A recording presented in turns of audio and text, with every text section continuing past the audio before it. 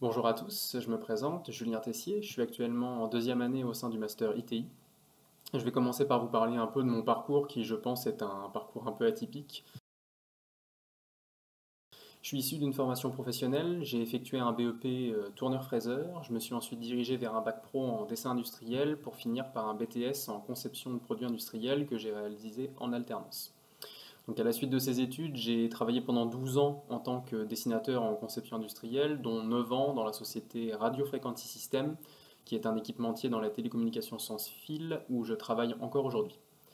Mon responsable, donc le responsable du bureau d'études de mon entreprise, part à la retraite à la fin de cette année, la fin d'année 2021, et j'ai eu l'opportunité de pouvoir reprendre mes études pour valider un diplôme de Bac+5 avec cette formation en Master ITI.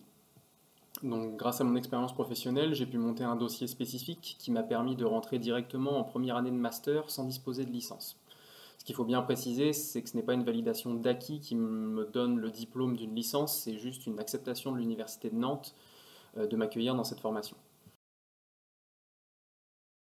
Donc, en ce qui concerne mes options, j'ai choisi l'option MPP en option majeure, donc matériaux, produits, procédés. Donc c'est ce qui se rapprochait le plus de ma formation initiale et de mon expérience professionnelle en conception de produits industriels.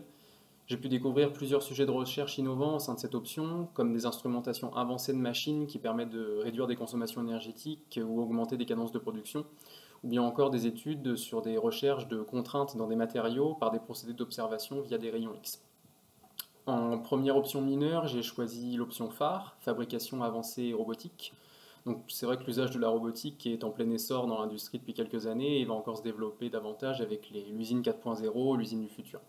J'ai pu apprendre ce qu'on appelle les modèles robotiques, donc c'est toutes les équations mathématiques qui se cachent derrière cette technologie.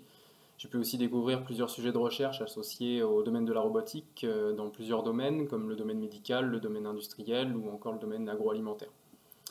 Ma seconde option mineure est l'option EN, électronique et numérique. J'ai choisi cette option pour lier un peu les deux précédentes. On trouve de l'électronique dans tous les systèmes et je voulais en connaître davantage sur ce domaine. J'ai pu découvrir le domaine de l'électronique de puissance, le traitement d'images, des systèmes à microcontrôleurs et le domaine de la programmation numérique. Donc le master ITI, par son caractère interdisciplinaire, permet de donner une connaissance variée dans différents domaines et les enseignements transversaux, au-delà des différentes options que je vous ai présentées, permettent de donner des connaissances aussi bien dans la gestion de projet que dans la gestion humaine. J'en ai fini pour mon parcours et la présentation de ce master ITI. Si vous avez des questions sur mon parcours ou sur la formation, n'hésitez pas à vous rapprocher de Madame Petit, qui est la responsable de ce master. Elle pourra vous transmettre mes coordonnées. Je vous souhaite un bon courage et une meilleure pour la poursuite de vos études et peut-être à bientôt. Merci de votre attention.